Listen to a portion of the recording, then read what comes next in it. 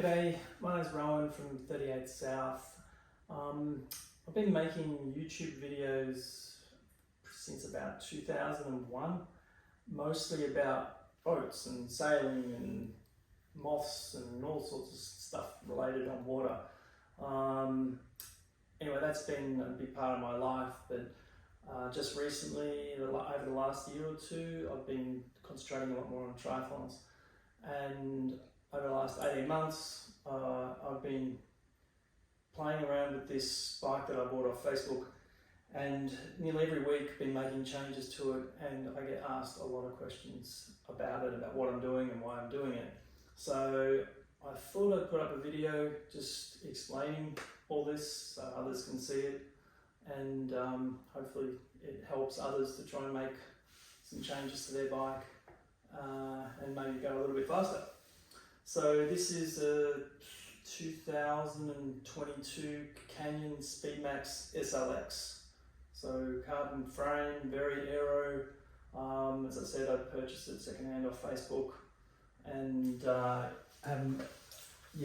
been making quite a few changes to it since.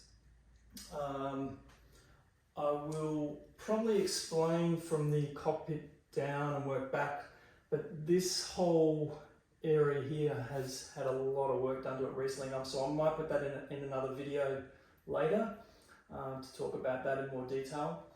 But in short, some of the things I've been playing around with, I've been using some Arctic cooling tape, which is fairly new, here, and once it's wet, it activates and actually goes cold, so that helps keeps the hands cold. Have the new Garmin 1050 computer here on an extended mount. That's been fantastic. Once again, I'll probably put up another video about that later, because there's some really cool features about that. This bottle mount I've been experimenting a lot with, but recently it has been raised and then made a carbon fiber extension bar to bring it further back and have it more in line with my chest, a bit more aero and a bit cooler, and still fairly easy to get out. In here there is a extension spacer, they call it. This is made by a company in Germany, and it has a 15-degree rise on it with a 50mm forward spacer. And then on top of that is a 7-degree spacer from Canyon that gives me a little bit more angle on now 38 South race arms that we make here in Brisbane. Below that is the stack, and that's a standard 100mm stack from Canyon with an extra 15 or I think 20mm on top of that. I can't go any higher than that because I'm running the mono grip and the cable is only so long. So the cable for the blip box sits inside here, and it's had to raise it because it's just a little bit too short. But anyway, I might have to relocate that somewhere else. The base bar here is the angled version, which is a little bit easier for climbing, but nothing special there. Ideally, it would be better if it was a bit narrower, but it's pretty good. I run a internal water bladder inside the frame, and the straw comes up to you for a half Ironman 90k plus rides. I would use that because the 2 water bottles is just not enough for those longer distances. The bento box, I just keep elastic bands, spare tube, and a emergency gel in there just in case. But that fits quite nicely in there. Moving back to the bike, I'll talk about the saddle. The saddle has had a lot of changes recently to it. What I've done, I've actually moved it forward as far as possible in the stem here, and then actually it's got a mount as well on the saddle rails. It's pushed as far forward as possible. And the idea behind that is to try and get my hips, my pelvis over the bottom bracket here, to allow the hips to be opened up a bit more. And to help with that, I've also dropped the saddle angle down as much as possible to help with that pelvis rotation as well. This is a new rear bottle mount adapter bracket that fits onto the back of the seat post. This is quite large and it's quite intentional to hold the drink bottle. As the air flows around the body, there is a low pressure void here, and that is drag.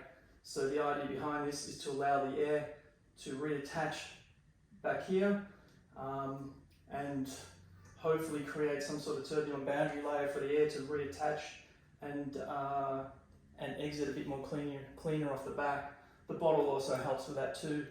A lot of pros experiment with this, but I believe there's also a benefit here in terms of pressure, because if you are further forward, the center of effort and center of pressure is further forward, and this helps move it a bit further back to stabilize the balance of the bike a bit too. Just moving down into the cranks, using the SRAM Red carbon 170mm cranks with a SRAM 1x50 chainring, so no front derailleur, and that saves about 300 or 400 grams, and obviously is a lot cleaner. There's no restrictions here for the air to flow through and around the bike.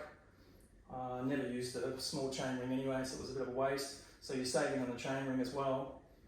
The consequences of that is, with no small chainring to go up hills, you need to use a larger cassette. So I'm running a 1036 on the back, and the 36 is fantastic for going up some of those steep hills, and the 10 obviously for flying down big hills. Now this is 12 speed, so there's enough gears in there, I find, but this is just my training wheels, so it's not a big deal to have a big spread in the cassette. But normally for a race, I would put some Canyon wheel set on. That would be a rear disc with a 1028 SRAM Red cassette, maybe a 1030, depending on the conditions and the terrain.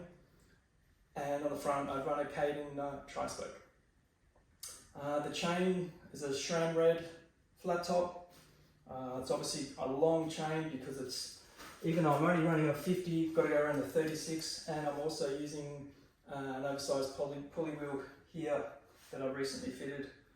That seems to me to make the pedaling quite a bit smoother. Actually, it is noticeable.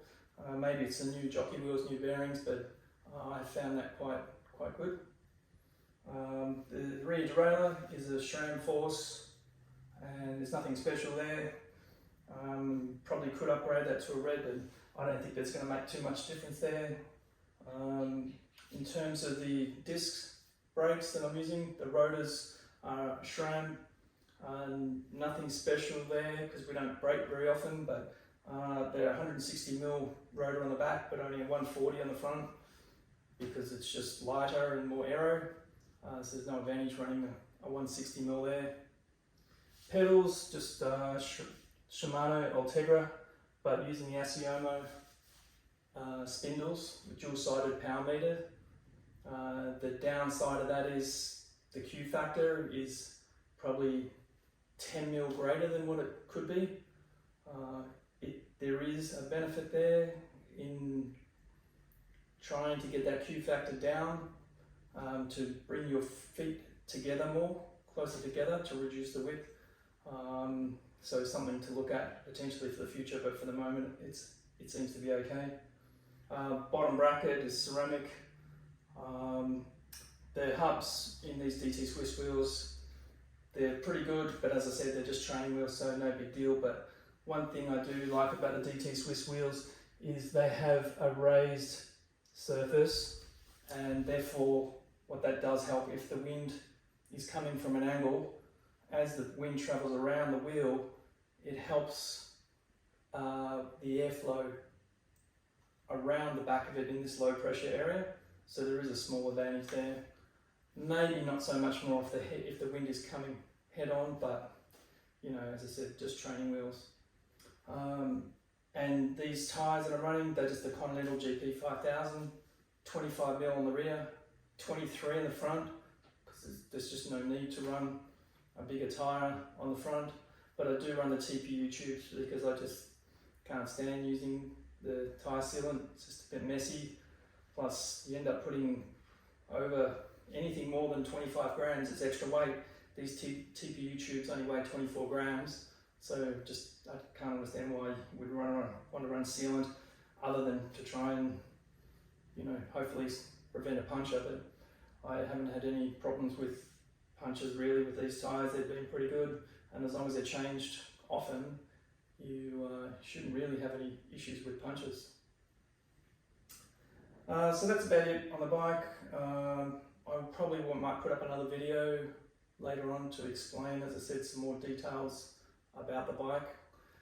As I said, particularly with this front end cockpit, because it is custom made. There's a lot of thought that goes into that, and I consider that the leading edge of the bike is like the bow of a boat.